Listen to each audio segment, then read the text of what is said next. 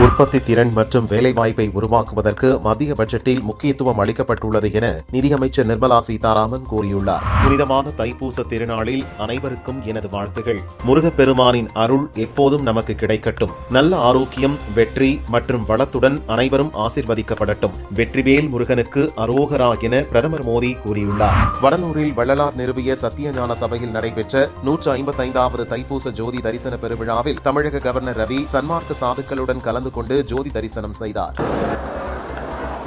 NDA கூட்டத்துக்காக வைக்கப்பட்ட பேனரில் எம்ஜிஆர், ஜெயலலிதா படங்கள் இல்லை, பழனிசாமியின் படம்தான் இருந்தது. இப்படி இருக்கும் பட்சத்தில் எந்த முகத்தை வைத்துக் கொண்டு மக்களிடம் ஓட்டு கேட்கப் போகிறார் எடப்பாடி பழனிசாமி என ஈரோட்டில் தாவேக்கு மூத்த நிர்வாகி செங்கோட்டையன் கேள்வி எழுப்பினார். திருப்பரங்குன்றத்தில் தைப்பூச திருவிழா களை கட்டியது. பல்லாயிரக்கணக்கான பக்தர்கள் கோயிலில் குவிந்தனர். பல மணி நேரம் வரிசையில் காத்திருந்து முருகப்பெருமானை வழிபட்டு சென்றனர்.